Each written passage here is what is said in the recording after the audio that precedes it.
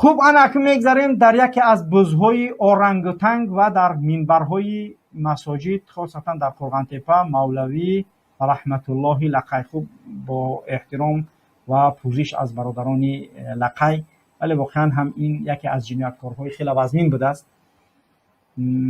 یک نواری عملهای محرمانه مولوی رحمت الله هم رسیدگی است که با همه عمل محرمانش این کمیته امنیت گویا بزش کرده است.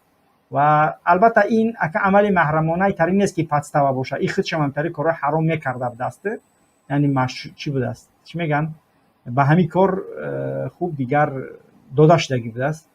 همین کارهای عملای خوب دیگر زنک بازی و حرام کنی و همون زنکای فاحشه خودشون سنیمت کردگیان، بعد با امنیت خودش سنیمت کردگی برای اختیار خودشون گرفتن. مولوی رحمت الله ایرا باید که دیگه شما بدونید که امتریایی ما دیگه یگان نمود خیل چی نداریم. و در منبر همین جمعه گذشتگی هم حتی گفتگی که یگان نهضتی یا هر بشر را دیده که یگان خیل کم ترک چی داره بیای من خودم برام رستش میکنم. نهضتی و سلفی گفتم من خودم برام رستش میکنم و سبت این هفته گذشتگیش هم باید که بگیریمش ان شاء الله و نشرش میکنیم. بعد میبینید که یعنی که چی میگه همین مولوی.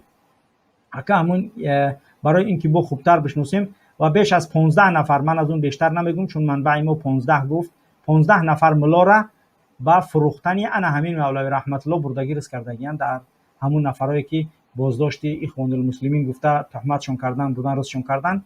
و در مورد ملا قربان علی که از قرغن است بردن رستش کردن ملا قربان علی را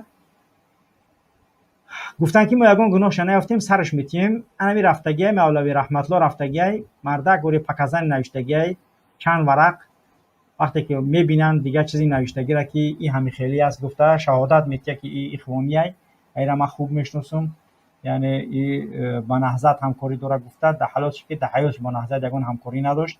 خوب همین خیلی گفته مینویسش و اونو دیگه میگه او را چیزا دیدیم ما گفتیم که خب خلاص دیگه یعنی بردیم رستش کردیم میگه دیگه راه نداشتیم برای که پکزنی همین بود و 15 نفری سرشناس همین یعنی که نوشتگی بوده است. و امام خطیبایی که ما از شما بزی را میشنویم و میفهمیم حتما در منبر مهاجر نامهاتون با عکساتون برآورده میشود و دیگر ما را ببخشید. ما وظیفه مونه، وظیفه ایمانی مونه که تو اینکه بزوی که این ملت عذاب میتینن ظلم میکنن برادرای مسلمانی ما را میفروشه در مقامات دزد درنده و چرنده و پرنده رحمانو. پس باید شما کشته شه ولی این کار را به گردن نگیره. ولی آدم ایمان داشته باشه اگر یعنی که خوب دیگر باید بگم میل همون نوار ما بمون یعنی که ولی این کار من انجام نمیتونم.